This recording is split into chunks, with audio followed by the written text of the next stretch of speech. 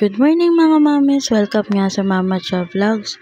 For today nga magtitinda ulit tayo ng inihaw dito sa aming kanto. Sa mga nagtatanong nga bakit ang dami naming racket, guys, hindi po ito sa akin. Ito po ay sa aking mother. Balit nagtitinda po ako tapos inuupahan niya po ako. Mas okay po ito na maging trabaho ko kaysa naman magtrabaho ko sa company, hindi ko naman naalagaan ng ayos yung anak ko.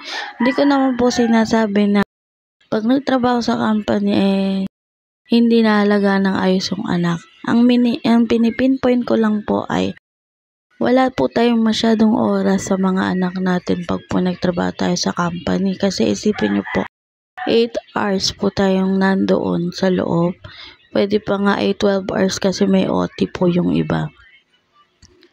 Ito naman po dito po sa pag-iihaw kong ito, kasama ko po yung anak ko. Andyan lang yan, nakaupo sa may likod ko.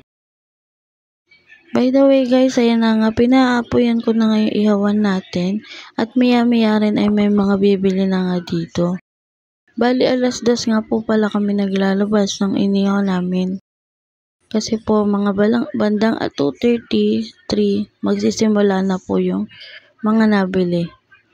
Mahangin nga kaya pumunta ako sa direksyon na hindi mo na mahangin para mapaapoyan ko nga itong aming mga uling.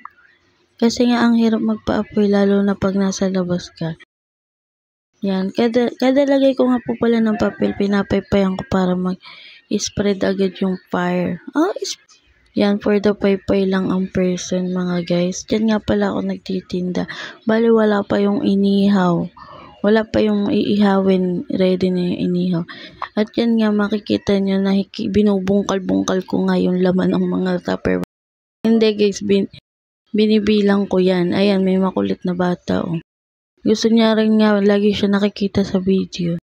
Binibilang ko nga bawat isa para malaman ko kung may short or may kulang dun sa mga binibenta ko. Tapos kung may sosobra o kung may tutubuin ba ako guys. Oo guys, nangungumisyon nga ako kasi sayang naman. Maliit lang naman ibinabayad sa akin sa upa ng pagtitinda, kaya medyo tinutubuan ko ng konti para nga meron akong extra na pera kung sakaling hindi muna ako maupahan. Eto na nga guys, huling Tupperware na tayo. Yan. Tapos, ayan na may bumibili na nga ng inihaw. Sana ganyan lang talaga kadali magpaypay no guys no. Yan. Bali, kagandahan dito sa pagtitinda ng inihaw malaki talaga tutubuin nyo guys. Halimbawa ay 1.5 ang inyong puhunan, maaari siyang madoble, depende kung gaano karami o nasa gayat lang po ang labanan at nasa tuhog. Kami po maliit lang po yung kinikita namin kasi kitang-kita nyo naman po na kay hahaba at kay lalaki naman po ng aming inihaw. Compare nyo po sa ibang nagtitinda. Time-lapse ko nga yan kasi parang 5 minutes nga ako nag-ihaw dito ng mga ito at hindi ko nga malaman kung bakit ang tagal maluto ay pangit ata ang aking nabiling uling. O basta mahirap talaga dito mag-ihaw. Sa totoo lang. Pero ayan na nga, diyan ko na nga rin tinatapos yung video na to.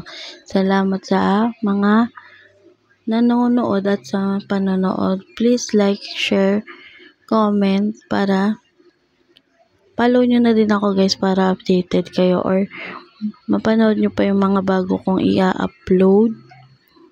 So, yun lang guys. Maraming salamat nga po ulit sa panonood. Keep safe. God bless.